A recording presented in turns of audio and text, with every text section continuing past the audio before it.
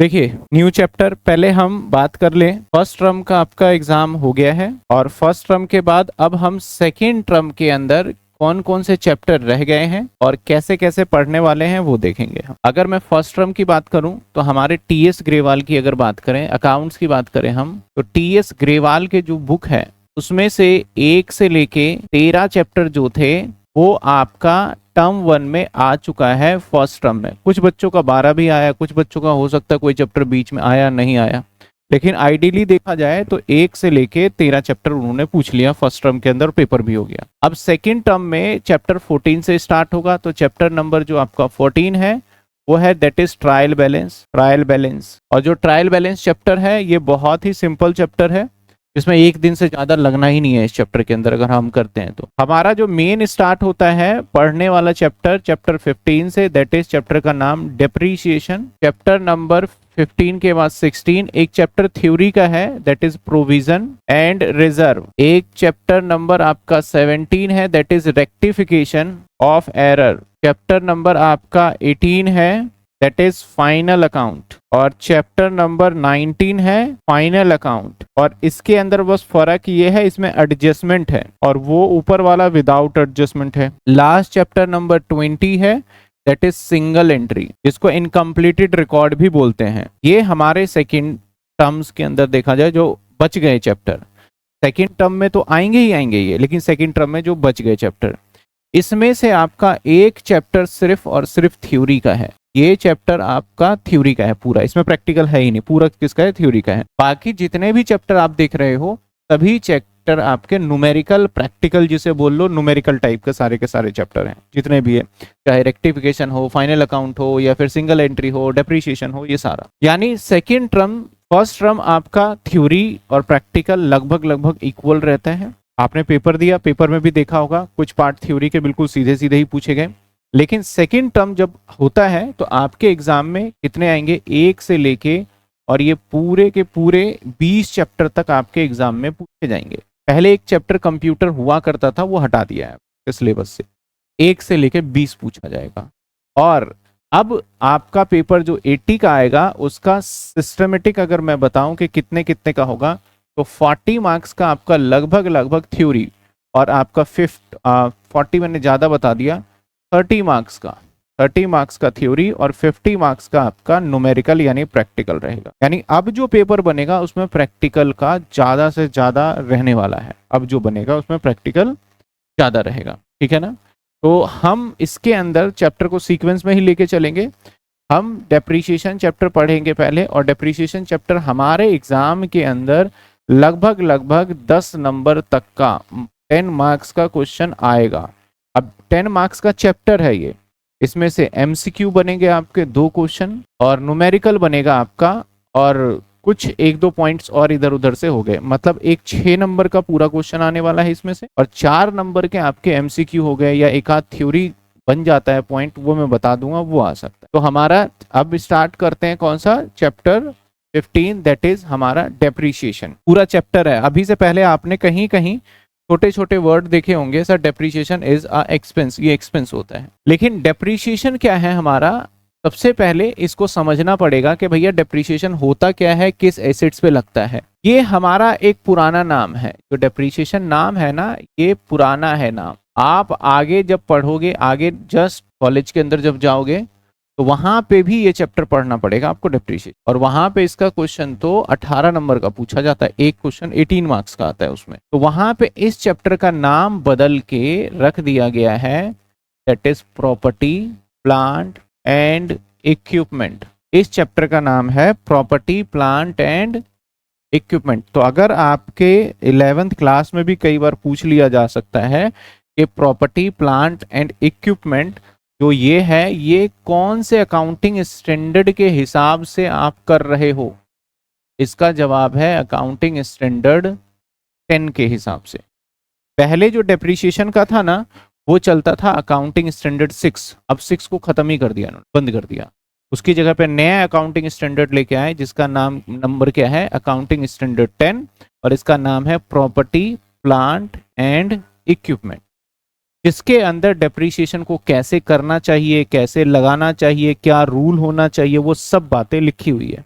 तो एग्जाम के अंदर एक क्वेश्चन बन गया कि प्रॉपर्टी प्लांट एंड इक्विपमेंट का कौन सा अकाउंटिंग स्टैंडर्ड है, बताइए एमसीक्यू में। तो इसका अकाउंटिंग स्टैंडर्ड कौन सा है हमारा 10। ये क्वेश्चन आपके एग्जाम में पूछा जाएगा। अब सर एक क्वेश्चन आता है कि सर डेप्रीशिएशन जो लगता है वो कौन से ऐसे एसेट्स है जिसके ऊपर डेप्रीशिएशन लगेगा, डेप्रीशिएशन लगेगा और क्यों लगेगा। तो डेप्रीशिएशन बोला गया हमेशा लगेगा आपका फिक्स एसेट्स पे, फिक्स एसेट्स के ऊपर लगेगा। अब सर फिक्स एसेट्स कौन से होते हैं, फिक्स एसेट्स के अंदर तो भाई कैटेगराइज बड़े सारे हैं। तो बोला गया फिक्स एसेट्स के अंदर एक हमारा होता है टेंजिबल एसेट्स और एक होता है हमारा कौन सा एसेट्स, दूसरा इनटेंजिबल एसेट्स, यानी एक होता है हमारा इनटेंजिबल एसेट। पता है आपको, एग्जाम में भी क्वेश्चन आया होगा इनटेंजिबल एसेट्स। अब सर इनटेंजिबल एसेट्स के अगर मैं एक दो एग्जांपल पूछूं आपसे तो क्या होता है इनटेंजिबल एसेट्स का एग्जांपल। नंबर 1 जैसे कि गुडविल है ना, नंबर 2 क्या हो सकता है पेटेंट। ये एग्जांपल हो गए इनटेंजिबल एसेट्स के। टेंजिबल एसेट्स में बड़े सारे जिसको हम छू सकते हैं, देख सकते हैं, land and building, plant and machinery and etcetera. यहाँ पे बोला गया कि भाई टेंजिबल एसेट्स में से सभी एसेट्स पे लगेंगे, लेकिन एक्सेप्ट अगर हम बात करें लैंड की, लैंड पे हमारा नहीं लगेगा, लैंड के ऊपर डेप्रिसिएशन नहीं लगेगा। लैंड के अलावा जितने भी आपके एसेट्स हैं उसके ऊपर डेप्रिसिएशन लगता है। इसके अलावा जो भी है अदर एसेट उसके ऊपर डेप्रिसिएशन लगता है, जितने भी अदर एसेट्स बच गए। तो सर अदर एसेट्स में क्या बच गया, जैसे प्लांट एंड मशीनरी, और क्या बच गया जैसे फर्नीचर, जैसे मोटर कार और एक्सेट्रा कर देता हूं मैं, ठीक है। अब सर डेप्रिसिएशन लगाने का पर्पस क्या है, ऐसा क्यों कैटेगराइज किया गया कि इस पे लगाएंगे इस पे नहीं लगाएंगे। डेप्रिसिएशन समझते हैं, कहा गया भाई डेप्रिसिएशन का मतलब होता है, डेप्रिसिएशन का अगर हम मायने देखें तो डेप्रिसिएशन का मीनिंग बताया गया कि आपके जब एसेट्स को, एसेट्स की जो वैल्यू है उसमें जब डाउनफॉल आता है, जब डाउन होता है एसेट्स की वैल्यू, अब इसके कई सारे रीजंस हो सकते हैं एसेट्स की वैल्यू में कम आने का। तो जब एसेट्स की वैल्यू में कमी आ जाती है तो बोलते हैं उसके ऊपर डेप्रिसिएशन लग गया। लेट सपोज कि मैंने एक मोबाइल फोन खरीदा, अब ये मैंने अगर 50,000 रुपए का खरीदा है तो सपोज करो कि इसके वैल्यू में आज अगर बेचना जाऊं तो ये 50 का नहीं बिकेगा। अब क्यों नहीं बिकेगा सर आज 50 का, क्योंकि इसको मैंने इस्तेमाल करा जिसकी वजह से इसकी वैल्यू में क्या आ गई, कमी आ गई। तो मान लेते हैं कि ये 40,000 रुपए के आज की डेट पे बिक जाएगा, तो 50,000 रुपए का फोन कितने का बिक जाएगा हमारा 40 का। तो इसके वैल्यू में कितनी कमी आ गई 10,000। तो जो 10,000 की कमी आई वो डेप्रिसिएशन। तो रूल ये कहता है कि किसी भी एसेट्स की वैल्यू में अगर कम हो जाती है उसकी ऑटोमेटिकली, तो उसे हम बोलते हैं इसके ऊपर क्या लग गया भाई, डेप्रिसिएशन लग गया। तो भाई गुडविल की वैल्यू में भी तो कमी आ सकती है, तो बोला गया भाई गुडविल जो इंटेंजिबल एसेट्स है इसकी कानून, इसके रूल्स को हमने अलग से बनाया हुआ है, जो अकाउंटिंग स्टैंडर्ड 26 के अंदर इसके बारे में अलग से रूल बनाया हुआ है, इसलिए हम इसके ऊपर डेप्रिसिएशन नहीं लगाएंगे। पहली चीज। सर लैंड के ऊपर फिर क्यों नहीं लगा रहे, भाई लैंड की वैल्यू आप देखोगे कभी घटती ही नहीं है। अगर मैं कल 5 साल पहले एक जमीन खरीदता 2 लाख रुपए का, तो आज उसकी वैल्यू 2 लाख नहीं हो, 1.5 लाख रुपए नहीं हो जाएगी, उसकी वैल्यू क्या होगी, बढ़ जाएगी। तो बोला गया लैंड की वैल्यू क्या होती है, नहीं घटती है, इसलिए इसके ऊपर डेप्रिसिएशन नहीं लगाया जाएगा। मैंने बोला और कोई पहचानने का तरीका, बोला ऐसा एसेट्स समझ लो जिस पे डेप नहीं लगता, ऐसा एसेट्स जिसका लाइफ जो है ना वो कभी खत्म नहीं हो सकता, जिसका लाइफ जो है इनफाइनाइट है। इनफाइनाइट का मतलब जो चलता रहेगा, कभी खत्म ही नहीं होगा, उस एसेट्स पे आप डेप्रिसिएशन लगा ही नहीं सकते। तो ऐसा कौन सा एसेट्स है जिसका लाइफ कभी खत्म नहीं हो सकता, तो लैंड ही है। अगर आज आपके पास यहाँ पे मान लो जहां बैठे हो ये एक जमीन है, आप 10 साल बाद आओगे ये जमीन यहीं रहने वाली है, और 100 साल बाद भी ये जमीन कहाँ रहेगी, यहीं रहेगी। तो इसकी लाइफ कभी खत्म हो सकती है क्या, नहीं हो सकती। इसलिए बोला गया लैंड पे डेप्रिसिएशन नहीं लगता। इस पे क्योंकि अब थ्योरी के क्वेश्चंस कम हो गए हैं एग्जाम में आने, लेकिन इस पे थ्योरी का क्वेश्चन बन जाता है कि लैंड पे डेप्रिसिएशन नहीं लगता है। Why comment, land is are not depreciable assets comment, 1 number का थ्योरी आ गया। तो लैंड पे इसलिए डेप्रिसिएशन नहीं लगता क्योंकि इसकी वैल्यू में कभी भी डाउनफॉल नहीं आता है और इसकी लाइफ क्या है, इनफाइनाइट है, जिसकी वजह से इस पे डेप्रिसिएशन हम नहीं लगाते हैं। सिंपल सी बात। बाकी एसेट्स देख लो, प्लांट एंड मशीनरी, अगर मैं प्लांट एंड मशीनरी कोई भी हो उसकी लाइफ इनफाइनाइट हो ही नहीं सकती, वो 10 साल 15 साल बाद तो खराब होगा और बिग कूड़े में ही चला जाएगा। समझ में आई बात आपको? तो डेप्रिसिएशन सबसे पहले लगेगा किसके ऊपर? तो भाई डेप्रिसिएशन जो लगेगा वो लगेगा हमारा फिक्स एसेट्स। लेकिन कौन सा fix assets? Tangible fixed assets. और टेंजिबल में भी कौन सा? जिसकी लाइफ क्या है, हमारी फाइनेट है, जैसे plant and machinery, furniture, motor car और ये सारी चीजें। और सर डेप्रिसिएशन का मतलब क्या है? डेप्रिसिएशन लगता है हमारे एसेट्स के वैल्यू में डाउन होने। तो एक क्वेश्चन बनता है और ये कई बार थ्योरी पूछा गया है कि क्या रीजन है, रीजन ऑफ डेप्रिसिएशन बताओ। मैंने अपने थोड़े से लैंग्वेज में लिखा, डीपी लिखूंगा, डेप्रिसिएशन को मैं शॉर्ट फॉर्म में लिख दिया। रीजन बताओ क्या है डेप्रिसिएशन के। क्या रीजन को हम अगर अकाउंटिंग भाषा में बोले तो कॉजेस बोलते हैं। कॉजेस बताइए डेप्रिसिएशन के। तो क्या रीजन है सर डेप्रिसिएशन लगने के? तो यहाँ पे 3 रीजन बताए गए हैं डेप्रिसिएशन लगने का। नंबर 1 रीजन बताया गया आपका यूज। सही बात है, मोबाइल फोन मेरे पास है और इस मोबाइल फोन का मैं अगर इस्तेमाल कर रहा हूं तो यूज कर रहा हूं, जिसकी वजह से आप मुझे इस एसेट्स की प्राइस जितने का खरीदा था उससे क्या दोगे, कम देने वाले हो। तो इसके ऊपर भी डेप्रिसिएशन लगेगा ही नहीं लगेगा? डेप्रिसिएशन अगर मोबाइल फोन की बात करें तो इसके ऊपर डेप्रिसिएशन लगेगा। क्यों लगा? Due to use. दूसरा रीजन बताया गया कि भाई ड्यू टू टाइम। टाइम भी बड़ा कारण है। अब मान लो एक मैंने मोबाइल फोन में एग्जांपल बार बार ले रहा हूं, मैंने मोबाइल फोन खरीदा और इसको बॉक्स में आता है, उस बॉक्स के अंदर है, उस बॉक्स को मैंने ओपन ही नहीं किया, ओपन किया ही नहीं मैंने, और मेरे पास पड़ा हुआ है।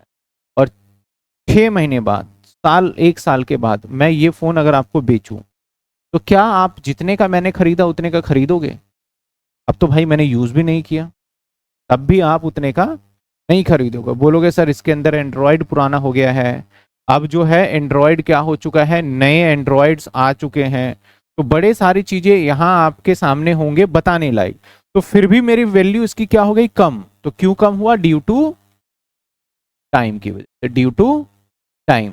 अगर मैं थर्ड रीजन बताऊं तो ड्यू टू एक्सीडेंट। एक्सीडेंट का मतलब है, मान लो मैं अभी खरीद के लाऊं और मेरे हाथ से ये मोबाइल फोन गिर जाए, मैंने यूज भी नहीं किया, मेरे हाथ से गिर जाए, इसके डिस्प्ले पे स्क्रैच आ जाए या इसका डिस्प्ले टूट जाए, तो मैंने इस्तेमाल भी नहीं किया और इसमें कोई टाइम भी नहीं गया, मैंने जस्ट अभी खरीदा और मेरे हाथ से गिर गया, और तो बताओ आप इसे क्या वही प्राइस पे खरीदोगे? आप नहीं खरीदोगे। तो ये ड्यू टू एक्सीडेंट की वजह से इसके ऊपर डेप्रिसिएशन नहीं लगता है। जब किसी एसेट्स पे डेप्रिसिएशन लग जाता है ना, तो हम इसको बोलते हैं एक अकाउंटिंग वर्ड में वियर एंड टीयर। वर्ड होता है वियर एंड टीयर, मतलब ये एक कपड़े की तरीके से है कि आप उसको वियर पहनते हैं और पहनने के बाद जब फट जाता है वो, तो उसको क्या करते हैं आप, डिस्पोज, फेंक देते हैं।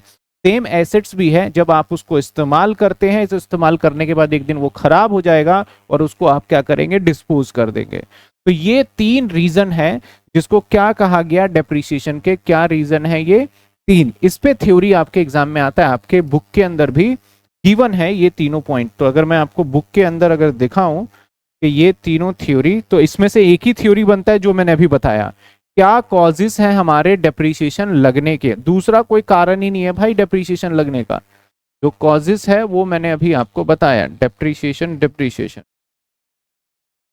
देख रहे हैं आप, दिख रहा है आपको? कॉजेस या फिर रीजन फॉर डेप्रिसिएशन, क्या मतलब हुआ इसका? डेप्रिसिएशन लगने का कारण क्या है ये बताओ। तो इसके अंदर पहले बोला है यूज ऑफ एसेट्स, आप इस्तेमाल करोगे तो भाई डेप तो लगेगा ही, जैसे मैंने एग्जांपल बताया। तो कहता है use of assets leads to the wear and tear. अभी वियर एंड टीयर भी बोला, मतलब इस्तेमाल करोगे जब यूज तो एक दिन खराब ही हो जाना है। And the result of fall in book value. Book value का मतलब अभी थोड़ी देर बाद बता देंगे क्या होता है। बुक वैल्यू का मतलब होता है एसेट्स का जो वैल्यू है उसके अंदर कमी आ जाना, बुक वैल्यू उसको बोलते हैं, डेप्रिसिएशन माइनस हो जाना इसका मतलब है। एक है आपका मैंने बताया सिर्फ टाइम, लेकिन एक्चुअल वर्ड वहां पे क्या है, यूफ्लेक्स ऑफ टाइम। इसका मतलब क्या है, some assets have the definite life period like lease, कुछ एसेट्स ऐसे होते हैं जिसका लाइफ पहले से सर्टेन होता है कि कितना होगा, डिफाइनाइट आर लाइक लीज, और expiry of life of assets will be case exist, उसका एक्सपायरी होता है। इसका कहने का मतलब है कुछ एसेट्स, मान लेते हैं कि कोई एक ऐसा एसेट्स है मेरे पास जिसके ऊपर लिखा हुआ है, अब जैसे ये एसेट्स है, अब फोन के अंदर ना सबसे बड़ी प्रॉब्लम क्या है, इसके अंदर एक तो अपडेट, ठीक है, अपडेट समझते हो क्या होता है, जैसे एंड्रॉयड का वर्जन होता है, एंड्रॉयड अभी पता नहीं कौन सा चल रहा है, 14, 15, 16 ऐसे एंड्रॉयड का वर्जन होता है, और इसके अंदर फोन में अपडेट्स भी आते हैं जिसको सिक्योरिटी अपडेट बोलते हैं। तो जब मैं ये फोन खरीदता हूँ ना, तो वो कहते हैं कि बस आपको 4 साल का अपडेट मिलेगा। जो फोन के बारे में थोड़ा नॉलेज रखते हो उनको पता होगा इसमें कितने साल का अपडेट मिलेगा, 4 साल का। तो मान लो 2000 आज है 25, और 25 में मेरे पास 15 है, तो 2019 यानी 4 सालों में अगर 4 एंड्रॉयड आए तो बस एंड्रॉयड 19 तक ही रहेगा। जब एंड्रॉयड V20 आ जाएगा तो इस फोन में नहीं डलेगा वो। अब जब धीरे धीरे आगे बढ़ता जाएगा तो ये फोन ही काम करना बंद कर देगा। इसलिए पुराने फोन स्लो क्यों हो जाते हैं, हैंग क्यों होने लग जाते हैं, क्योंकि उसके अंदर जब खरीदते तब तो फटाफट चल रहा था।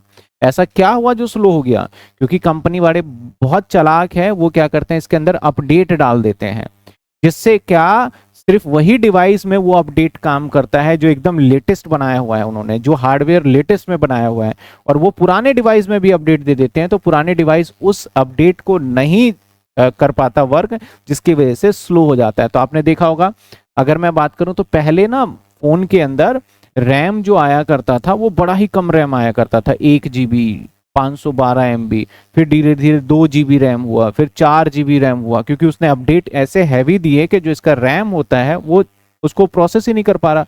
अब देखोगे तो अब 8 GB मिनिमम हो चुका है कि 8 GB तो रैम होना ही चाहिए। आने वाले टाइम में आप इसको 20 GB भी देखोगे कि 20 GB तक रैम पहुंच चुका है, क्योंकि वो कंपनी वाले, तो क्या होता है इसका एक एक्सपायरी डेट हो गया, तो यानी 4 साल बाद जब इसमें कुछ मिलेगा नहीं तो 4 साल क्या हो गया, तो आपने एसेट्स को यूज किया हो चाहे ना किया हो वो क्या हो जाएगा, खराब ही हो जाना है 4 साल के बाद, तो उसका एक एक्सपायरी डेट दे दिया गया है। यहां तक बात समझ में आया, क्या था हमारा रिफ्लेक्स ऑफ टाइम, क्लियर है यहां तक।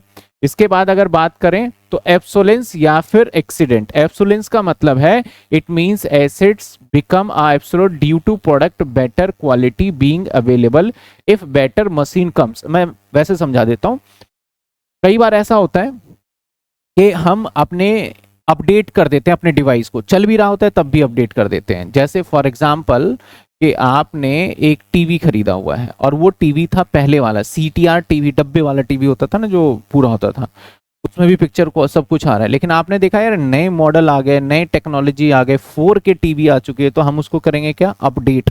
अपडेट का मतलब है कि भैया इसको बेचो और क्या करो, न्यू लेके आओ, तो उसको बोला जाता है एब्सोलेंस के। अगर कोई न्यू टेक्नोलॉजी आ गई है तो पुराने एसेट्स को आपको बेचना पड़ेगा और उस पर डेप लगेगा इस वजह से। इसके बाद एक्सीडेंट। एक्सीडेंट मतलब हुई, मैंने बता ही दिया, आपके हाथ से गिर जाए, अगर कोई भी एक्सीडेंटल टूट फूट हो जाए तब भी आपके एसेट्स में कमी आ जाएगी। तो एक मोस्ट इंपॉर्टेंट थ्योरी था जिसको आपको नोट कर लेना है और टिक भी कर लेना बुक में, कॉजेस ऑफ डेप्रिसिएशन क्या होता है। कई बार सवाल एग्जाम में बस एक यही थ्योरी है, एक मीनिंग आता है, तो जब मीनिंग करेंगे तब मैं आपसे बात कर लूंगा। यहां तक कोई दिक्कत है आपको, यहां तक एकदम क्लियर हो रहा है। अब बात करते हैं सर डेप्रिसिएशन क्यों लगता है, ये पता चल गया, किस पे लगता है ये भी पता चल गया, किस एसेट्स पे लगेगा हमारा, इस एसेट्स पे क्यों लगता है मैंने वो भी बता दिया। अब सर डेप्रिसिएशन लगेगा कैसे, हाउ, तो अब बात करेंगे कि depreciation how to calculate, how to.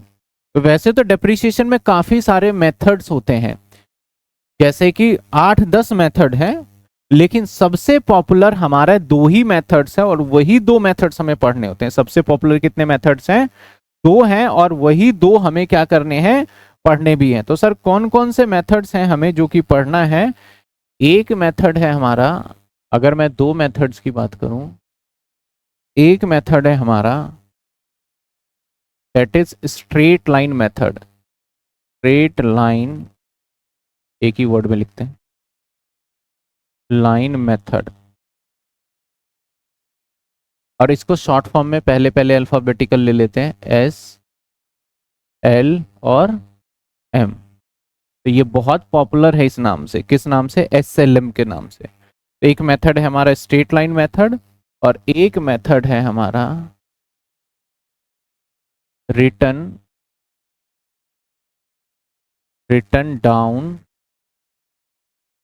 Value method, और इसको शॉर्ट फॉर्म में बोलते हैं WDV। बहुत पॉपुलर है इस नाम से, WDV। तो बेसिकली हमारे मेथड्स अगर बताऊं तो दो ही मेथड है, एक स्ट्रेट लाइन मेथड है और एक कौन सा मेथड है हमारा, WDV। स्ट्रेट लाइन का फुल फॉर्म क्या है, शॉर्ट फॉर्म क्या है, SLM, और WDV को क्या बोलते हैं, रिटर्न डाउन वैल्यू। इसके ना और इसके जैसे कुछ नाम हैं जिसे हमें पढ़ना भी पड़ेगा और एग्जामिनर क्वेश्चन में बोलेगा भी, जैसे आपका फिक्स इंस्टॉलमेंट मेथड, इसका कोई शॉर्ट फॉर्म नहीं है। जैसे कि इसका एक और नाम है और वो नाम है हमारा ओरिजिनल कॉस्ट मेथड। तीन नाम हैं इसके, हमें ये तीनों नाम को समझना पड़ेगा। इसके बाद यहाँ पे इसके भी तीन नाम हैं, एक तो ये हो गया, दूसरा है, चलिए हमारे दो मेथड बता दिए, एक SLM और एक WDV, और हमें तीनों के दोनों के तीन तीन नाम हैं। SLM के कितने नाम हो गए सर, SLM का एक नाम हो गया तो स्ट्रेट लाइन मेथड, एक हो गया फिक्स इंस्टॉलमेंट मेथड, एक ओरिजिनल कॉस्ट मेथड। WDV के कितने नाम हो गए, return down value method, diminishing balance method और एक रिड्यूसिंग कॉस्ट मेथड। ये नाम हो गए इनके। अब सर इस नाम को पहले जस्टिफाई करने से पहले समझ लें कि भैया बेसिकली फर्क क्या है इस नाम में। सपोज करो मैंने एक एसेट्स यानी एक मशीनरी खरीदा और जिसकी कीमत है, हम एक एग्जांपल ले लेते हैं, सपोज 10,000 रुपए। और हमेशा याद रखना एसेट्स के ऊपर, वैसे तो मैंने कहा कि मेरे फोन को मैंने 50 में खरीदा और 40 का बिक रहा है तो 10,000 रुपए का क्या हो गया, डेप्रीशिएशन। लेकिन अकाउंट्स में बोलता है कि जब बेचेंगे तभी डेप्रीशिएशन नहीं पता चलेगा, हम हर साल उसके अंदर एक डेप्रीशिएशन लगाएंगे और उसके लिए एक रेट फिक्स कर देता है। सपोज करो हर एसेट्स के लिए अलग अलग रेट होता है, तो इसके लिए मान लो मैंने एक रेट फिक्स किया कि मेरा जो एसेट्स है ना वो कम तो होगा लेकिन वो 10% के हिसाब से कम होगा। एक मैंने परसेंटेज फिक्स कर लिया कि मेरे एसेट्स की वैल्यू में कमी तो आएगी, लेकिन हर साल कितने की कमी आने वाली है हमारी, 10%, 10%। अब 10% कौन से एसेट्स में कमी आएगी और किस मेथड, मैंने बोला दोनों मेथड में आ जाएगा हमारा, कितने परसेंट के हिसाब से, 10%। और कब आएगी, हमेशा साल के एंड में। तो अब मैं यहाँ पे इसमें माइनस कर दूंगा पहले साल में, ये फर्स्ट ईयर है, फर्स्ट ईयर का जैसे ही एंड आएगा, एंड में इसके ऊपर डेप्रीशिएशन लगाएंगे तो 10,000 है तो डेप्रीशिएशन क्या लग गया, 1,000 रुपए। तो बचे कितने हमारे, 9,000 रुपए बच गए, ठीक है ना। अब ये कौन सा ईयर आ गया हमारा, सेकेंड ईयर। कौन सा ईयर आ गया हमारा, सेकेंड ईयर। और जैसे ही सेकेंड ईयर का एंड आएगा फिर से क्या लग जाएगा, डेप्रीशिएशन लग जाएगा और 10% लगेगा। तो अब 10% पता है क्या लगेगा, 1,000 रुपए ही लगने वाला है। यानी जो एक बार लग गया वही बार बार लगेगा। कैसे निकला ये 1,000 रुपए, बता देता हूं। ये 10,000 रुपए इसकी वैल्यू थी और इसके ऊपर हमने 10/100 किया है परसेंटेज निकालने का जो तरीका था, फिर 1,000 निकला है। समझ में आई बात आपको। तो अब कितने बचेंगे हमारे, 8,000। ये डेट कौन सा ईयर आ गया हमारा, थर्ड ईयर आ गया। इसके बाद फिर से हम एंड में फिर से क्या लगा देंगे इस पे, सर डेप्रीशिएशन लगा देंगे। क्या लगेगा, फिर से 1,000 ही लगेगा इस पे। यानी इसका कैसे लगा, फिर से वही कहानी हमने दोहराया, 10,000 पे 10% लगा दिया, दैट इज 1,000। तो अब कितने बच गए हमारे पास, 7,000 का बच गया। ये है हमारा डेप्रीशिएशन। SLM होगा तो इस तरीके से लगाएंगे। अब जब मैं WDV का लगा के देखूंगा तो डिफरेंशिएट पता चलेगा। मशीनरी, जो मशीनरी है वो अगेन मैं सेम वैल्यू ले रहा हूं यहाँ पे 10,000 और रेट भी मैं सेम ही ले रहा हूं। तो यहाँ पे लेस कर देंगे क्या सर, डेप्रीशिएशन। एंड में फर्स्ट ईयर का जब एंड आएगा तो यहां से मैं डेप्रीशिएशन माइनस कर दूंगा। 10% है तो लगेगा हमारा 1,000। कैसे आया सर, वही अगेन मेथड, 10,000 और इसके ऊपर हमने क्या लगाया, 10%, तो निकल के रिजल्ट आ गया 1,000। ठीक है ना, लगाया 10% तो निकल के कितने आ गए, 1,000। समझ में आए। तो बोलोगे सर इसमें और इसमें तो कोई फर्क ही नहीं है, दोनों तो सेम ही चल रहे हैं। तो यहाँ पे क्या आ जाएगा हमारा, 9,000। लेकिन फर्क अब दिखेगा आपको जैसे ही हम सेकेंड ईयर में आएंगे। और सेकेंड ईयर में आने के बाद हम जैसे ही एंड में आएंगे और यहाँ डेप्रीशिएशन लगाएंगे, तो अब जो मैं लगाने वाला हूँ वो 900 लगाऊंगा। अब का डेप्रीशिएशन पता है कैसे लगा, इस 9,000 के ऊपर 10% निकला। देखो फर्क साफ नजर आ गया होगा अब आपको कि मेथड बदलने की वजह से हमारा कैलकुलेशन भी क्या हुआ, चेंज हो गया है। और जैसे ही हम थर्ड ईयर में आएंगे, थर्ड ईयर में, तो फिर से एंड में फिर हमारा क्या लगेगा, डेप्रिसिएशन। अब पता है कितना लगेगा, 810। कैसे लगा सर 810? 8100 पे सीधा 10% हमने निकाला तो ये 810 आ गया, तो ये आ गया 7290। तो दोनों मेथड्स में डिफरेंस क्या है सर? पहला डिफरेंस ये है कि एसएलएम में जो एक बार डेप लग गया वो हर साल वही फिक्स ही लगता रहा है। पहले बार 1000 लगा, दूसरे साल भी 1000, तीसरे साल भी 1000। लेकिन इसके अंदर ऐसा नहीं था, इसके अंदर जो बैलेंस बच जाता है ना उसके ऊपर फिर डेप कैलकुलेट होता है। जैसे कि इसमें से 1000 माइनस किया तो बचा कितना हमारा, 9000। तो अब जो डेप लगाया वो किसके ऊपर लगाया हमने, 9000 पे। फिर 900 माइनस करा हमने, तो अब जो डेप लगाया किस पे, 8100। तो वहां पे एक वर्ड आया था बुक वैल्यू। तो जो ये हमारा ये है ना, ये 9000, दैट इज कॉल, इसको बोलते हैं हम बुक वैल्यू। यानी डेप्रिसिएशन लगने के बाद हमारा जो वैल्यू निकल के आता है उसको क्या बोलते हैं, बुक वैल्यू। तो इस तरीके तो सर 7290 रुपए भी क्या माना जाएगा हमारा, बुक वैल्यू। तो बुक वैल्यू हर साल हमारा चेंज होता है, जितनी बार डेप माइनस करेंगे उस बार उतनी बार क्या आएगा, न्यू बुक वैल्यू। तो अगर मैं बुक वैल्यू के बारे में आपसे बोलूं तो बुक वैल्यू क्या होता है सर, बुक वैल्यू होता है इज इक्वल टू एसेट्स का प्राइस, और इसमें माइनस क्या कर देते हैं हम, डेप्रिसिएशन। तो बुक वैल्यू, बुक का मतलब क्या है सर, बुक का मतलब बैलेंस शीट, वैल्यू मतलब बैलेंस शीट में आने वाली वैल्यू। तो बैलेंस शीट में पता है कौन सी वैल्यू जाती है, डेप्रिसिएशन माइनस करने के बाद वाली वैल्यू जब जाती है तो उसे क्या बोलते हैं हम, बुक वैल्यू बोलते हैं। समझ में आया मतलब क्या होता है बुक वैल्यू? तो सर ये डिफरेंस है हमारे दोनों मेथड में। इसमें से एक थ्योरी का क्वेश्चन, बड़ा पॉपुलर क्वेश्चन आ जाता है कि what is the difference between the straight line method और डब्ल्यूडीवी मेथड। दूसरा आपके मन में एक सवाल आ रहा होगा, अगर नहीं आ रहा होगा तो आना चाहिए, सर इसके इतने सारे नाम हैं तो नाम रखने का कोई पर्पस तो रहा होगा, ठीक है ना? तो इसके भी इतने सारे नाम हैं तो इसके भी नाम रखने का पर्पस रहा होगा। तो इसके नाम को एक बार हम समझते हैं। सबसे पहला नाम एसएलएम है। भाई तेरा एसएलएम नाम क्यों रखा? आपने ग्राफ देखा है बना इस इकोनॉमिक्स में, तो आपका होगा भी मेरे हिसाब से, स्टैट्स वगैरह में ग्राफ तो होगा मेरे समझ से, तो या डिमांड सप्लाई में तो देखा ही होगा आपने, है ना? ग्राफ है तो ऊपर कौन सा होता है हमारा, एक्स होता है, वाई होता है, वाई होता है, और इधर क्या होता है, एक्स होता है। मतलब एक्स एक्सिस और वाई एक्सिस इस तरीके से हम बोलते हैं। यहाँ पे क्या होता है, जीरो, जीरो होता है। इधर ऊपर भी वैल्यू मान लेते हैं हम, इधर लिख लेते हैं एसेट्स का वैल्यू, एसेट्स का वैल्यू लिख लेते हैं।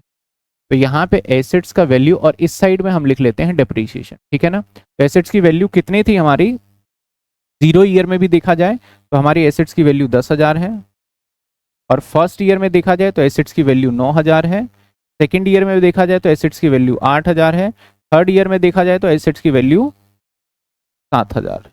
ऐसा ही है ना हमारा वैल्यू, 9,000, 8,000, 7,000। अब 0 ईयर में तो डेप नहीं लगेगा, फर्स्ट ईयर में जो डेप लगा है वो मान लेते हैं कि हमारा 500, और यहाँ पे मान लेते हैं कि 1,000। तो भाई 1000 यहाँ पे लगा होगा डेप्रीशिएशन, फिर अगले साल भी डेप्रीशिएशन 1000 ही लगाए, फिर अगले साल भी डेप्रीशिएशन क्या लगाया हमारा, 1000। तो आप क्या पाओगे और क्या देखोगे कि भाई जब डेप्रीशिएशन 1000 लग रहा है तो इसका जब हम ग्राफिकल फॉर्मेट में बनाएंगे तो इस तरीके से इसका बनेगा हमारा डेप्रीशिएशन की लाइन। ये लाइन किस चीज की हो गई, समझ में आ रहा है कैसे मैंने बनाया? सिंपली तो ये लाइन कैसा है हमारा, स्ट्रेट है। ये लाइन कैसा है, इसलिए इसका मेथड एक पड़ा, क्योंकि स्ट्रेट पैरेलल चल रहा है बिल्कुल। अब कभी भी चले जाओ, अगर मैं बोलूँ इससे अगले साल में कितना लगेगा, बोलूंगा सर 1000, इससे अगले साल में 1000, मैं बोलूंगा चलो 9वें साल में बता दो कितना लगेगा, तो कितना लगेगा इसका, 1000 ही लगेगा। 10वें साल में बता दो तब भी 1000 ही लगेगा, और 11वें साल में ये 0 हो जाएगा, क्योंकि 1000 लगाते लगाते लगाते लगाते क्या हो जाएगा, 0 हो जाएगा। कब होगा, जाके 11वें साल में। यानी इस केस के अंदर हमारे एसेट्स का वैल्यू, अगर ये मेथड है तो एसेट्स का वैल्यू क्या हो सकता है, 0 हो सकता है, पॉसिबिलिटी है। तो सबसे पहला नाम क्या है, स्ट्रेट लाइन मेथड। क्योंकि ये ग्राफ में स्ट्रेट लाइन बन रहा था तो इसलिए इसका नाम रख दिया गया भैया कौन सा, स्ट्रेट लाइन मेथड। दूसरा है फिक्स इंस्टॉलमेंट मेथड। अब इंस्टॉलमेंट या ईएमआई क्या होता है, ईएमआई आप समझते होंगे, इंस्टॉलमेंट। तो फिक्स इंस्टॉलमेंट का मतलब होता है कि आपके खाते से एक फिक्स अमाउंट हर बार कट जाता है। अगर आपने कोई मोबाइल फोन किस्त पे लिया, इंस्टॉलमेंट पे लिया, उस सिचुएशन में 2000 की किस्त बनी, तो पहले महीने में 2000 और दूसरे महीने में 2000 और तीसरे महीने में भी क्या आ जाएगा आपका 2000, उसे किस्त बोलते हैं। तो बोला गया ये फिक्स है कि जब भी डेप्रिसिएशन लगाओगे तो डेप्रिसिएशन लगाने की जो अमाउंट है वो फिक्स रहेगा, वो एक तरीके से किस्त के तरीके से है। तो यहाँ पे देखो नाम क्या है हमारा, अमाउंट 1000, फिर 1000, फिर 1000, फिर कितने लगेंगे 1000। तो जो डेप्रिसिएशन लग रहा है, डेप्रिसिएशन की किस्त मान लो अगर लग रहा है, तो वो क्या है हमारा फिक्स। तो इसलिए इसका नाम क्या पड़ गया, फिक्स इंस्टॉलमेंट मेथड। यहां तक क्लियर हो रहा है आपको। इसके बाद देखते हैं original cost method. Sir original cost क्या होता है? ओरिजिनल कॉस्ट का मतलब होता है परचेज प्राइस। ओरिजिनल कॉस्ट का मतलब क्या होता है सर? Purchase price. यानी डेप्रिसिएशन इस मेथड में जब भी लगाओगे तो जितने का एसेट्स खरीदा था उसी पे लगता है बार बार। तो यहाँ पे डेप्रिसिएशन किस पे लगा है? इस वाले के ऊपर 10% लगाया है। परचेज प्राइस कितना है इस एसेट्स का बताना जरा, 10,000 है। फिर यहाँ पे डेप्रिसिएशन किस पे लगा है? और 10,000 क्या है हमारा परचेज प्राइस। फिर डेप्रिसिएशन किस पे लगा? तो परचेज प्राइस को दूसरे हम अकाउंटिंग वर्ड में बोलते हैं ओरिजिनल कॉस्ट। तो क्या बोलते हैं दूसरे वर्ड में? Original cost. तो हर बार डेप्रिसिएशन कौन सी कॉस्ट पे लगा रहे हो, इसलिए इसका नाम भी क्या पड़ गया हमारा ओरिजिनल कॉस्ट मेथड। समझ में आया? 3 नाम डाल दिए इसके, तो 3 नाम इस तरीके से हो गए। अब इसके नाम ऐसा क्यों है भैया? Return down value method. Return down value, अब सबसे पहले रिटर्न मतलब लिखना होता है, डाउन मतलब लिखने के बाद जो वैल्यू आया उस पे डैप लगाओ, इसका मतलब है। तो हमारा पहले बार तो यहाँ पे लगा, फिर ये डाउन वैल्यू ये है, फिर हमने इसके ऊपर लगाया, फिर डाउन वैल्यू क्या है ये, फिर इसके ऊपर डैप लगाया। तो जो एसेट्स का बैलेंस बच जाएगा डाउन मतलब डेप्रिसिएशन लगाने पे, उस पे डेप्रिसिएशन लगाना होगा आपको, इसलिए इसका नाम क्या पड़ गया? Return down value method. दूसरा है डिमिनिशिंग बैलेंस मेथड। डिमिनिशिंग का मतलब होता है कम। डिमिनिशिंग का मतलब क्या होता है?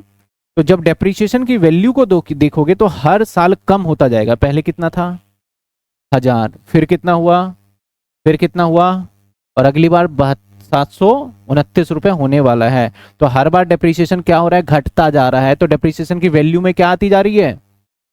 डिमिनिशिंग होती जा रही है। तो इसलिए इसका नाम क्या पड़ गया? Diminishing balance method. नाम समझ में आया? सर एक और नाम है रिड्यूसिंग कॉस्ट। कॉस्ट का मतलब क्या होता है? खर्चा। और डेप्रिसिएशन इज क्या? डेप्रिसिएशन हमारा क्या है? अगर मैं आपको नेचर पूछूं तो आप क्या है? डेप्रिसिएशन एक्सपेंस है। चलो यहां पे बताओ 3 सालों का डेप कितना है? इस वाले मेथड में 3 सालों का डेप कितना है? 1000 1000 1000। इस वाले मेथड में 3 साल का डेप कितना है? इस वाले मेथड में 3 साल का डेप्रिसिएशन कितना है? 1000, 1900 और 8, 2700। यहां वाले में डेप्रिसिएशन कितना लगा? और यहां वाले में? तो डेप्रिसिएशन एक खर्चा है और खर्चे को कॉस्ट बोलते हैं हम। तो इस वाले मेथड में कंपेयर करो, इससे कॉस्ट कम हो रहा है या ज्यादा हो रहा है? कम हो रहा है। तो इसलिए इसका नाम हो गया भैया इस मेथड में रिड्यूसिंग कॉस्ट मेथड नाम पड़ गया। हमारे कॉस्ट को क्या करेगा? रिड्यूस। रिड्यूस का मतलब क्या होता है हमारा? मैंने कहा इसको रिड्यूस कर दो, तो आपको पता है रिड्यूस मतलब माइनस होता है, सब्सट्रैक्ट मतलब माइनस होता है। तो इसलिए इसका नाम क्या पड़ गया? Reducing cost method. समझ में आ रही है बात? अब एक मन में सवाल आता है, सर ये 2 मेथड बने क्यों हैं? तो 2 मेथड जो बनाए गए हैं ये अलग अलग ऑर्गेनाइजेशन, कुछ ऑर्गेनाइजेशन ऐसे होते हैं, जैसे मैंने कहा कि ये मेरा फोन 10 साल चलेगा, तो 10 साल चलेगा तो हो सकता है मैं 11वां साल भी चला लूँ, इसको ठीक करा के रिपेयर करा के चला लूँ। तो कुछ एसेट्स ऐसे होते हैं जिसकी लाइफ का हमें पता नहीं होता, और कुछ एसेट्स ऐसे होते हैं जिसकी एक्सपायरी होती है वो फिक्स होता है। तो जिसकी लाइफ फिक्स है और जिसके लाइफ का 100% पता है कि इसके बाद ये चलना ही नहीं है, जैसे कई बार मैंने कई बार देखा है कि शुगर नापने का ना एक किट देते हैं, वो मैंने कई बार डॉक्टर के पास देखा है, तो वो एक बार यूज करो फिर फेंक दो, या फिर आप इंजेक्शन सिरिंज देख लो, एक बार यूज करो फिर क्या करना पड़ेगा? फेंकना। तो उसकी लाइफ कितनी है? 1 टाइम। वैसे ही कुछ एसेट्स की लाइफ होती है कि इतनी बार चलेगा और फिर ये खराब हो जाएगा, एसेट्स इतने किलोमीटर चलेगा और फिर खराब हो जाएगा। जैसे जितने आप ट्यूबलाइट देख रहे हो, लाइट देख रहे हो, इनके लाइफ है कितने, कुछ घंटे लाइफ होते हैं। ये जब आप पढ़ोगे ना, इसके ऊपर लिखा होगा 5000 घंटे चलेगा, 4000 घंटे चलेगा, और आप एग्जैक्ट देखोगे तो वो 4000 घंटे लिखा है, तो 4000 घंटे के बाद ये खराब ही हो जाएगा पूरा। तो हर किसी की लाइफ होती है, तो जिसका लाइफ फिक्स है तो उसके अंदर ये वाला मेथड लगाएंगे, क्योंकि एक दिन खराब होना है और ये 0 हो जाएगा। और जिसकी लाइफ फिक्स नहीं है उसके अंदर हम ये वाला मेथड लगा देते हैं कि WDV मेथड लगा देते हैं। अब सर हमें आगे चल के फ्यूचर में जब हम कॉमर्स पढ़ रहे हैं तो कॉमर्स पढ़ने में फ्यूचर में कौन सा अकाउंटिंग हमारे लिए ठीक रहेगा, तो वहां पे सबसे ज्यादा मोस्ट ये वाला यूज होता है, मोस्ट एक्सेप्टेबल ये वाला का है। तो सभी के कौन से वाला यूज करते हैं, हमारा WDV मेथड यूज होता है। जब जॉब वगैरह करोगे तो वहां पे यही मेथड आपसे लगवाया जाएगा। उसके पीछे कारण है, कारण ये है कि जब हमें अकाउंटिंग करना पड़ता है ना, हम अकाउंटिंग की बात करें तो अकाउंटिंग यानी हमारा जब बिजनेस है, मान लेते हैं कि मेरी कंपनी है, प्राइवेट लिमिटेड कंपनी है, XYZ प्राइवेट लिमिटेड कंपनी है, तो प्राइवेट लिमिटेड कंपनी है तो हमारी जिम्मेदारी बहुत बढ़ जाती है। क्या जिम्मेदारी बढ़ जाती है, हमारे ऊपर लोग नजर रखते हैं, और वो दो तरीके के लोग हैं। एक गवर्नमेंट ही है जो कि नजर रखता है, मेन तो हमारे ऊपर गवर्नमेंट पूरी तरीके से नजर रखे, भाई तुम क्या कर रहे हो नहीं कर रहे हो, सब कुछ डिटेल बताओ। और गवर्नमेंट के अंदर भी ना अलग अलग सेक्टर होते हैं। अब गवर्नमेंट के अंदर अगर मैं बात करूं तो एक हो गया इनकम टैक्स, ठीक है ना, ये भी गवर्नमेंट है। और एक हो गया ROC, ये भी गवर्नमेंट है। ROC देखती है कि कंपनी ने जो अपना AOA और MOA बनाया था उसी के अकॉर्डिंग कंपनी चला रहा है नहीं चला रहा। और इनकम टैक्स वाले देखते हैं कि कंपनी जो है अपना सही से नेट प्रॉफिट निकाल रहा है नहीं निकाल रहा, क्योंकि इनकम टैक्स को तो भैया टैक्स से मतलब है, और टैक्स किस पे निकलेगा, प्रॉफिट पे। तो ये ऑफिसर देखेंगे प्रॉफिट, और वो ऑफिसर क्या देखेगा, ROC ने पता है क्या बोल दिया कि आप डेप्रीशिएशन SLM लगाओ चाहे WDV लगाओ, हमें मतलब नहीं है। ROC ने ये बात बोल रखी है, रजिस्टर्ड ऑफ कंपनी। ROC का फुल फॉर्म भी कई बार पूछा जाता है, तो ROC का क्या मतलब है, रजिस्टर्ड ऑफ। और इनकम टैक्स वाले बोलते हैं भैया हमें समझ में नहीं आता, हम तो एक ही मेथड जानते हैं, दैट इज WDV, तो हमें WDV से बनाओ। तो अगर हम SLM मेथड से बनाएंगे तो हमें जब इनकम टैक्स के सामने अपने बैलेंस शीट बना के दिखाना होगा तो मुझे कौन से मेथड से बनाना होगा। और ROC के सामने जब बनाएंगे तो वहां पे अगर हमने SLM बनाया तो वहां SLM चल जाएगा। तो दोनों ऐसा क्या तोड़ निकाले कि एक ही बैलेंस शीट से दोनों काम हो जाए। तो अगर मैं WDV बनाऊं तो वो ROC के पास भी चल जाएगा, और अगर हम इनकम टैक्स का बनाएं तो वो इनकम टैक्स के पास भी चल जाएगा। तो कॉमनली जो सबसे ज्यादा यूज होता है वो कौन सा मेथड यूज होता है, WDV। एक सवाल आता है एग्जाम के अंदर, what is the difference between the SLM method और WDV मेथड। और WDV मेथड का आपको ग्राफ थोड़ा बना के दिखा दूं। आपको पता है कि इसका ग्राफ जो होगा ना, आप ध्यान देना, मैं रफली बना देता हूं, और वैसे भी आप देखोगे तो यही ग्राफ बनेगा। इसका ग्राफ थोड़ा सा इस टाइप से होगा, जैसे डिमांड का ग्राफ होता है ना, क्योंकि पहले डेप्रीशिएशन 1000 है, फिर कितना है 900 है, तो गिरता जाएगा तो नीचे जाता जाएगा। तो इसका डाउनफॉल जो स्लोप होता है, डाउन स्लोप में इसका ग्राफ बनेगा। तो अगर मेरे से कोई पूछे what is the difference between the WDV SLM, तो मेरा पहला डिफरेंस होगा भैया इसके नाम इतने हैं और इसके नाम इतने हैं, तीनों नाम लिख दूंगा। दूसरा डिफरेंस, इसका ग्राफ ऐसे बनेगा, इसका ग्राफ ऐसे बनेगा। तीसरा डिफरेंस, इसके अंदर वैल्यू क्या हो सकती है, इसकी 0, और इसके अंदर वैल्यू 0 कभी भी नहीं हो सकती, क्योंकि आप जैसे लगाते जाओगे फिर निकलता जाएगा निकलता जाएगा निकलता जाएगा, तो इसके अंदर वैल्यू 0। तीन डिफरेंस पता चल गया, पहले नाम फिर ग्राफ और फिर इसकी वैल्यू 0। एक्सेप्टेबल की बात करें तो कौन सा मेथड एक्सेप्टेबल है, ये वाला ज्यादा एक्सेप्टेबल है, और ये वाला मेथड क्या है, कम एक्सेप्टेबल है। 4 डिफरेंस हो गए हमारे। 5वें डिफरेंस की बात करूं तो शुरुआती दौर में इसके जो है खर्चे कम होते हैं क्योंकि डेप कम लग रहा है, लेकिन बाद में लेटर ऑन, क्योंकि ये ज्यादा समय तक यूज करोगे इस एसेट्स को, लेटर ऑन रिपेयर का खर्चा क्या होगा, इसमें बढ़ जाएगा। रिपेयर का खर्चा क्या होगा, बढ़ जाएगा, बाद में इसके खर्चे बढ़ जाएंगे। यहां पे क्या होता है कि हमारा शुरुआती दौर में इसके अंदर क्या होता है, खर्चे कांस्टेंट रहते हैं और लेटर ऑन कोई हमारा खर्चा ऐसा बढ़ने वाला नहीं है। एक ये एग्जांपल हो गया 5वां।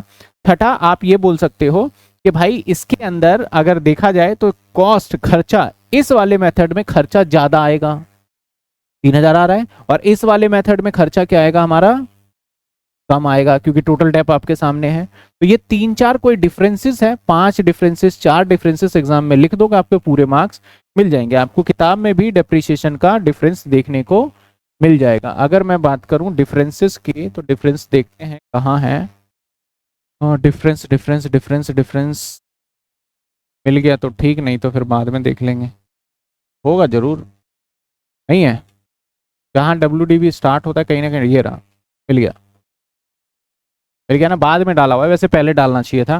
कहता है व्हाट इज द डिफरेंस, तो सबसे पहले depreciation charge, depreciation is calculate on the original cost और फिक्स एसेट्स। इसके अंदर depreciation is calculate book value, book value बताया था क्या होता है, डेप्रिसिएशन माइनस करने के बाद की वैल्यू को बुक वैल्यू कहते हैं। पहला डिफरेंस समझ में आया क्या बोला इसने।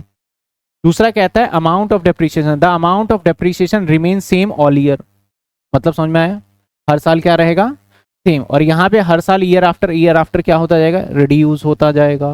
दूसरा डिफरेंस समझ में आया। तीसरा difference depreciation and cost of repair, the combined expense of the depreciation and repair is lower initial year and higher on the latter year, बाद में इसके ऊपर हायर हो जाएगा। यहाँ पे combined cost initially repair more less same through, तो ये वाला अमाउंट पॉइंट याद करो, नहीं करो कोई फर्क नहीं पड़ता। बोलता है कि स्टार्टिंग लेवल पे हमारा कम होता है, बाद में ये बढ़ जाता है, बाद में किस पे बढ़ता है, रिपेयर पे बढ़ता है।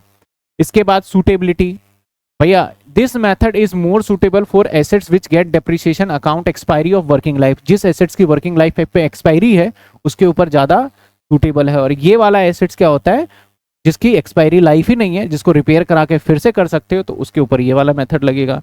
कैलकुलेशन रेट डेप्रिसिएशन, ये वाला मेथड इजी होता है। कौन सा, एसएलएम वाला। आपने देखा एसएलएम वाले में एक बार 1000 लगाया, खट खट खट खट 1000 ही चलता रहेगा। और ये वाला मेथड थोड़ा सा क्या होता है, हमारा डिफिकल्ट होता है। इसके बाद दोनों के चार्ट बना के जैसे मैंने दिखाया इन्होंने भी दिखा दिया। तो ये डिफरेंस है जो कि आप कभी भी पढ़ोगे, अभी तो नहीं, बस मैंने जस्ट बता दिया आपको। तो हम क्या करने वाले हैं, हम करने वाले हैं भाई, सिंपल सी बात करें तो पहले मेथड को हम पढ़ेंगे जिस मेथड का नाम है स्ट्रेट लाइन। जब इस मेथड को हम खत्म करेंगे तो फिर पढ़ेंगे कौन सा मेथड, हम WDB। हमारे सिलेबस के अंदर यहाँ पे कितने टाइप से क्वेश्चंस पूछे जाएंगे, अगर डेप्रिसिएशन की बात करूं, डेप्रिसिएशन चैप्टर में, तो हमारे पास क्वेश्चंस करने के जो हैं कितने टाइप के क्वेश्चंस होंगे इस चैप्टर में। हालांकि बहुत टाइप होते हैं, लेकिन आपके सिलेबस में जो टाइप है वो मैं बता देता हूं।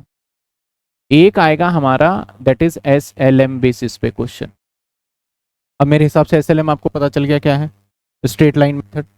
और एक पूछा जाएगा हमारा दूसरा दैट इज WDV मेथड पे क्वेश्चन, ये भी पता चल गया। एक और न्यू सीखोगे बाद में चल के, दैट इज है SLM या WDV होगा, लेकिन उसका करने का कैलकुलेशन का तरीका होता है प्रोविजन फॉर डेप्रिसिएशन। और एक होता है हमारा लास्ट में, ये डिस्प्यूटिव, मतलब कि एग्जामिनर कहते हैं आएगा नहीं आएगा, लेकिन हम कर लेंगे, asset disposal. Asset disposal, asset disposal, ये कुछ हमारे 4 तरीके से सवाल बनेंगे इसमें, और चारों में से कोई भी एक तरीका हमारे एग्जाम में आएगा। हम चारों को अलग अलग सीखेंगे। पहला कौन सा सीखेंगे हम, SLM, उसके बाद क्या सीखेंगे, WDV, उसके बाद प्रोविजन सीख लेंगे, फिर साथ के साथ डिस्पोजल वाला सीख लेंगे।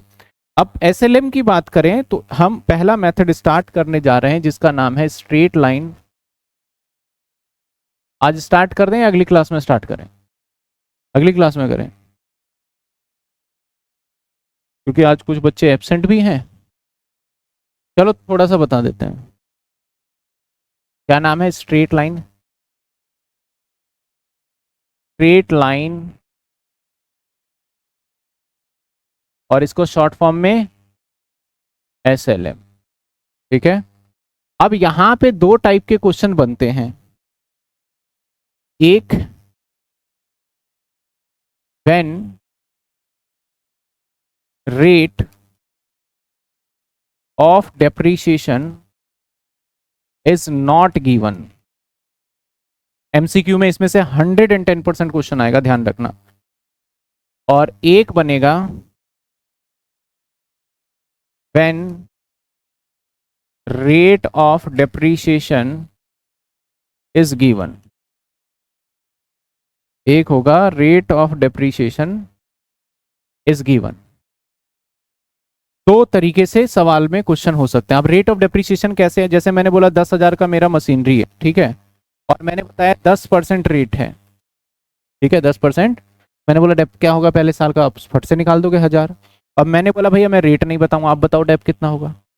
तो यहाँ पे रेट नहीं पता तो डेप निकालना मुश्किल हो गया। अब तो अब कैसे बताओगे, तो उसके लिए कुछ एक फॉर्मूला है जिसको हम अप्लाई करके उसके लाइफ से डिवाइड करके पता कर लेंगे हर साल कितना डेप लगेगा। जैसे मैं बोलूँ कि भैया ये है और इसकी लाइफ ना 10 साल चलेगी, ये तो आप 10,000 को क्या करोगे? अब मैंने रेट नहीं बताया, इसकी लाइफ बता दिया। लाइफ मैंने बता दिया कि भैया 5 साल चलेगा ये एसेट्स, 5 साल बाद ये एसेट जीरो, खत्म। तो भाई 10,000 की मशीनरी है और 5 ही साल चलेंगे, तो हर साल कितना कम हो जाएगा हमारा? 2-2 हज़ार कम हो जाएगा। तो यहाँ पे रेट दिया क्या मैंने आपको? नहीं दिया। तो कई बार आपको क्वेश्चन में रेट गिवन हो सकता है और कई बार नहीं। रेट दे देगा जब तो कोई दिक्कत ही नहीं है। जब रेट दे देता है हमें, व्हेन रेट इज गिवन, तो हमें कोई समस्या है ही नहीं, हम तो सिंपल निकाल लेंगे। लेकिन प्रॉब्लम कब आएगी? जब रेट देगा या नहीं देगा? नहीं देगा। तो जब रेट नहीं देगा तो ऐसे सिचुएशन में डेप्रिसिएशन क्या होगा? Annual depreciation. Annual depreciation, DEP लिख रहा हूं शॉर्ट फॉर्म में, ठीक है ना। Annual depreciation is equal to assets value plus installation charge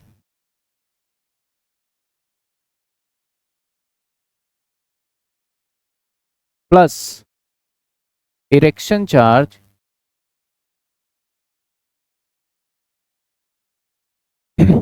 plus insurance. तो इसको मैं नीचे ले जाता हूं। कॉस्ट माइनस स्क्रैप्स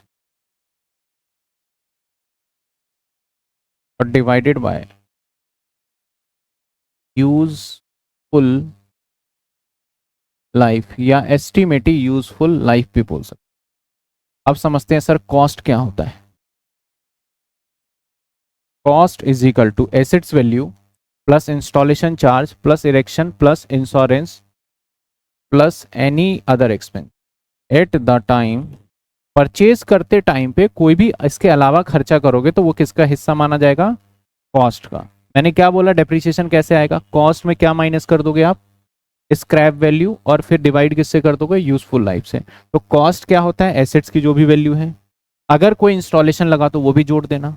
अगर कोई इरेक्शन, अब इरेक्शन क्या होता है? इरेक्शन होता है जगह बनाना। जैसे कि मेरा आउटडोर एसी है, तो एसी को बाहर बना, जब लगाया आउटडोर को, तो उसके लिए स्टैंड वगैरह फिटिंग करके जगह बनाया। तो जो स्टैंड लगा रहा था उसने मुझसे अलग से 300 रुपये लिए। किस बात के लिए? स्टैंड लगाने के। स्टैंड मेरा ही था, स्टैंड उसका नहीं था। बोला स्टैंड अगर आपका है तो मैं 300 रुपये लूंगा लगाने के, सिर्फ ड्रिल करने का और नाप के जो भी साइज बनता है। तो मैंने उसको इरेक्शन के पैसे दिए। किस चीज़ के पैसे दिए उसको? तो इरेक्शन का मतलब समझ में आया क्या होता है? जो उस जगह पे बनाया जाता है। बड़े बड़े फैक्ट्री के अंदर जहाँ मशीनरी बिठाया जाता है, तो उसका पूरा सीमेंट से बकायदा ढांचा तैयार किया जाता है, जहाँ पे उस मशीनरी को फिट किया जाता है, रखा जाता है, उसको इरेक्शन बोल देते हैं। इंश्योरेंस, हर एसेट्स का कई बार इंश्योरेंस होगा, कई बार नहीं होगा। Any other expense at the time of purchase, करते टाइम पे कोई भी खर्चा होगा तो उसका होगा। जीएसटी का इस चैप्टर पे कोई लेना देना नहीं होता, इस बात का ध्यान रखना। जीएसटी का कोई रोल यहाँ पे नहीं होता है। सर अब स्क्रैप वैल्यू क्या होता है? स्क्रैप वैल्यू होता है, इसको हम बोलते हैं रेजिडुअल वैल्यू। इसको हम बोलते हैं रेजिडुअल वैल्यू। क्या होता है? Asset value, assets value after end of life. यानी एक एसेट्स की वैल्यू जिसकी एंड ऑफ लाइफ, आप एसेट्स को, आपके पास अगर एसेट्स है तो आप उसको जितना मर्जी यूज कर लो। मान लो खराब हो जाए, अब मेरा एसी है, अब ये खराब हो गया, चल ही नहीं सकता। मैंने भाई दुकानदार को दिखाया, बोला भाई साहब ये ठीक ही नहीं होगा, इसके अंदर ये कमी वो कमी। मैंने बोला फिर भी देखो ठीक करके। बोल रहा ये तो जिंदगी में ठीक ही नहीं हो सकता। अब मैंने कहा अब क्या करूं? बोल रहा कबाड़े में बेच दो। क्या बोला उसने? तो भाई अब ये चल नहीं सकता लेकिन फिर भी बोल रहा है। मैंने बोला कितने मिल जाएंगे? बोलेंगे 2,000 रुपये मिल जाएंगे तुम्हें इसके। मैंने बोला ठीक है भाई बेच दो इसको। तो अब जब इसकी एसेट्स की लाइफ खत्म हो गई तो एक वो वैल्यू भी हमें मिलता है जो कि कूड़े कबाड़े में बेच दिया जाता है। तो उस वैल्यू को क्या बोलेंगे? Scrap value. स्क्रैप का मतलब क्या होता है? कूड़ा कबाड़ा ही बोलते हैं उसी को स्क्रैप। तो स्क्रैप वैल्यू मतलब जब इसकी लाइफ खत्म हो जाएगी तो उसको क्या बोला जाएगा? स्क्रैप वैल्यू बोला जाएगा। तो ऐसे सारे एसेट्स, मैक्सिमम एसेट्स ऐसे होते हैं जिसका स्क्रैप वैल्यू होगा ही होगा। अगर आपका फोन है, टीवी है, तो जब खराब हो जाता है तो अल्टीमेटली आप कबाड़ी में उसको जाके बेच देते हो, तो उसको कौन सा वैल्यू बोला जाएगा? Scrap value. वो पहले से अंदाजा हो जाता है कि कितनी वैल्यू मिलेगा।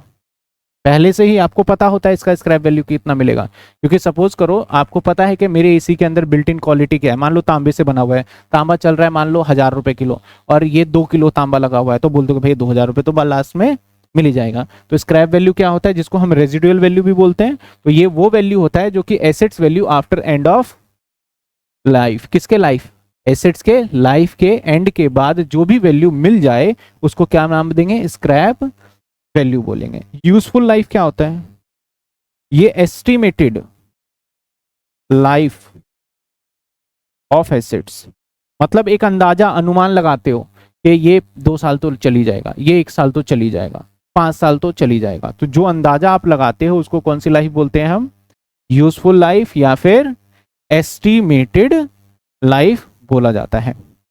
अब इसके हिसाब से जब हम कैलकुलेट करेंगे तो हम क्या निकालने में कामयाब होंगे सर, 1 साल का डेप कितना लगेगा। अगर इस फॉर्मूले में चीजों को डाले तो हमें पता क्या चलेगा, 1 साल का क्या डेप लगेगा। अभी मैंने इतने सारे एग्जाम्पल एसी का लिया, चलो मैं अपने एसी का ही ले लेते हैं। मैंने जो एयर कंडीशन है, जो मेरा एसी है, वो मैंने खरीदा 63,000 का, 63,000 रुपए का मैंने एसी खरीदा। इसके बाद इसको लाने का कैरेज लगा मेरा, क्योंकि ये मुझे खुद खरीद के फिर किराया करके लाना पड़ा। कैरेज जो लगा वो लगा 500 रुपए लाने का। उसके बाद कंपनी वाले आए और इसको लगा के गए, तो उसके लिए मैंने जो उसको चार्ज दिया दैट इज इंस्टॉलेशन चार्ज। इसको क्या बोलते हैं, जब कंपनी वाले लगा के जाते हैं इंस्टॉल करना, इंस्टॉलेशन चार्ज। उसने भाई मेरे से कितने ले लिए, 1500 रुपए। उसके साथ साथ यहाँ पे इरेक्शन चार्ज भी लगा दिया उसने, जो स्टैंड वगैरह लगाया, कितने लगा दिए उसने, 500 रुपए इसके ले लिए। उसके साथ साथ इसके अंदर एसी के अंदर कॉपर वायर गया हुआ है, कॉपर पाइप, बिना उसके होता ही नहीं है, वो उसका मेजर खर्चा आता है। अगर आपको एसी 40,000 का पड़ रहा है तो 10,000 तो कॉपर तार लगाने में लग जाता है। तो यहाँ पे मेरा एक और खर्चा आ गया, कॉपर वायर लग गया, तो एक्स्ट्रा मटेरियल उसको छोड़ देते हैं, चलो कॉपर वायर को ये खर्चा लगा। अब ये खर्चा लगने के बाद मैंने बोला भाई कितना चल जाएगा, ये एसेट्स इतना महंगा ले रहा हूँ। तो उसने बोला भाई साहब इसका जो लाइफ है ना, आप 5 साल तो मान के ही चलो, 5 साल तो कहीं नहीं जाएगा, आप हंस के इसको 5 साल चला सकते हो। मैंने ठीक है भाई 5 साल तक, मेरे माइंड में एक कैलकुलेटिव आ गया कि कितने साल चल जाएगा, 5 साल, ये जानकारी है। आपको मेरे एसी का क्या करना है, डेप्रीशिएशन कैलकुलेट करना है, डेप्रीशिएशन फाइंड आउट करना है कि मेरे एसी का डेप्रीशिएशन क्या लगेगा। तो फॉर्मूला क्या है हमारा, यही फॉर्मूला लगा के हमें अपने एसी का भी, मैं अपने एसी का डेप लगा सकता हूँ। तो मैं इसका डेप्रीशिएशन यहाँ निकाल देता हूँ। डेप्रीशिएशन इज इक्वल टू, क्या फॉर्मूला कहता है, कॉस्ट। तो कॉस्ट क्या है इसका, एक तो ये भी आएगा, एक ये भी आएगा, एक ये भी आएगा, क्योंकि कॉस्ट के अंदर सब कुछ जुड़ जाएगा, एसेट्स का वैल्यू, इंस्टॉलेशन है तो वो भी जोड़ दो, इरेक्शन है तो वो भी जोड़ दो, इंश्योरेंस और कोई भी ऐसा खर्चा है खरीदते टाइम पे हुआ वो सब जोड़ दो। तो मेरा खर्चा कितना हो गया, 63,000, 63,500 और 15 2000, तो कितने आ गए, 65,000, 65,500 टोटल कॉस्ट आ गया। अब मैंने इसको पूछा कि भाई ये एसेट जब खराब हो जाएगा तो बिकेगा, बोला हाँ बिक जाएगा। कितने का बिक जाएगा बोला उसने, कि भाई 5,000 का तो बिक ही दोगे। तो स्क्रैप वैल्यू, स्क्रैप वैल्यू मेरे इस एसेट्स का पता चल गया कितने का, 5,000। तो माइनस क्या कर दूं मैं यहाँ से, समझ में आ रहा है मैं क्या कर रहा हूँ। इसको अगर डिवाइड करें, किससे डिवाइड करें सर, लाइफ से। लाइफ कितनी है, 5 साल। तो एक हमें वैल्यू निकल के आएगी, जो निकल के आएगी डेप्रीशिएशन। वो कौन सी डेप्रीशिएशन होगी, एनुअल डेप्रीशिएशन। 65,500 माइनस में 5,000 और डिवाइडेड बाय 5, तो ये आ गया 12,100। मेरे एसेट्स पे डेप्रीशिएशन कितना लग रहा है एसी के ऊपर, हर साल 12,100 का डेप्रीशिएशन लग रहा है। और इस डेप्रीशिएशन को मैं अपने प्रॉफिट एंड लॉस में दिखाऊंगा, जब मैं बनाता हूं तो मैं दिखाता हूं उसको कि क्या डेप्रीशिएशन लग रहा है इसके ऊपर। और रियल में ये चीज़ें मुझे फिर इनकम टैक्स वालों को बताना पड़ता है। अभी मेरी रिटर्न जाएगी दिसंबर, यही लास्ट 30 तारीख तक डेट है, तो मेरी जो जो रिटर्न जाएगी कल परसों में फाइल हो जाएगी रिटर्न, तो उसके अंदर ये चीज़ें मैंने दिखाई है कि मेरा डेप्रीशिएशन इस पर इतना लगा है, क्योंकि ये खर्चे मैं क्लेम कर सकता हूँ। तो ये चीज़ें जो पढ़ रहे हो ना, तो ऐसा नहीं है कि हाँ पढ़ रहे हैं, जैसे आप मैथमेटिक्स में जितनी भी चीज़ें पढ़ रहे हो आप लाइफ में यूज़ नहीं करोगे, क्योंकि आपका फील्ड ही नहीं है मैथमेटिक्स का। अब साइन थीटा कॉस थीटा होता है अप्लाई लाइफ में, लेकिन आपके लिए नहीं है, वो कॉमर्स वाले स्टूडेंट के लिए नहीं है, वो किसके लिए, जो इंजीनियर का काम कर रहे हैं। हाइट एंड डिस्टेंस आप पढ़ रहे हो, होता है लाइफ के अंदर यूज, लेकिन वो आपके लिए नहीं है। वो कंस्ट्रक्शन लाइन में जो कर रहे हैं वो देखते हैं कितनी हाइट होनी चाहिए नहीं होनी चाहिए, उनके लिए है। तो आपको मैथमेटिक्स पढ़ाया इसलिए जाता है थोड़ा माइंड आपका शार्प रहे, यूज में नहीं आता मैथमेटिक्स।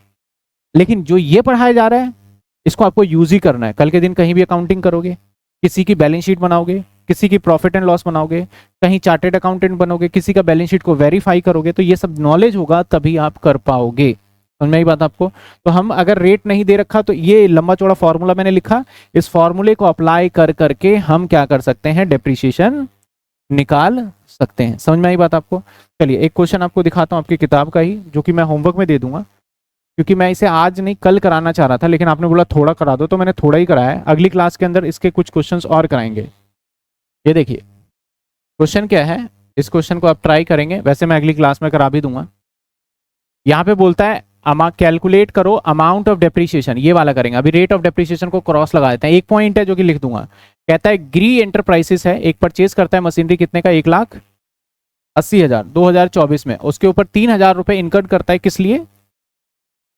और एस्टिमेटेड बोलता है इसकी जिंदगी लाइफ 5 साल। और रिलाइजेबल वैल्यू, रिलाइज का मतलब सेल करना, बेचने वाली value, realisable value at the end of estimated useful life is, बोलता है 10,000 का तो तुम्हारा कूड़े में बिकी जाएगा ये। कहता है determine the amount of annual depreciation and rate of depreciation. अभी रेट ऑफ डेप्रीशिएशन की बात नहीं करेंगे, सिर्फ एनुअल डेप्रीशिएशन। समझ में आ रहा है? क्वेश्चन हो सकता है ये, तो कैसे निकालोगे ये? सर बहुत सिंपल बात है, 1,80,000 इसमें क्या प्लस कर दोगे आप, जो इसके ऊपर लगाए खर्चा, कितना खर्चा लगा था, 30,000, माइनस कर दोगे क्या, स्क्रैप 10,000, डिवाइड किससे कर दोगे, 5 से, तो कितने हो गए 20,000। 2 लाख डिवाइडेड बाई 5 कितने हो गए, 2 लाख डिवाइडेड बाय 5, तो हर साल का डेप्रीशिएशन क्या आ गया निकल के, 20,000। ये हमारा आंसर निकल गया। तो ये एमसीक्यू में मैं बता रहा हूँ 100% आएगा। अब आप फॉर्मूले को याद रखो ना रखो, आपके नंबर गए। मैंने कह दिया कि ये एग्जाम के अंदर आएगा तो मतलब आएगा, इस बात का ध्यान रखना। एक एमसीक्यू में क्वेश्चन जरूर आएगा। 40 होगा, चलो 40,000, ठीक है। तो ये देखो यहाँ पे लिख रखा है 40,000 आ गया। रेट की अभी मैं बात नहीं कर रहा, तो कुछ एक सवाल है, अभी सवाल नहीं करेंगे। पहले आपको आज का क्या काम है, सबसे मेन तो नोटिंग करना। ये समझ में आया पूरा? तो हम स्टार्टिंग से नोटिंग कर लें भाई, क्या क्या है। यहाँ से नोटिंग करोगे, बताओ कहाँ से नोटिंग करोगे, सेकंड टर्म से, ये तो किताब में है, ये वाला करो पहले नोट। तो चलिए नोट करिए।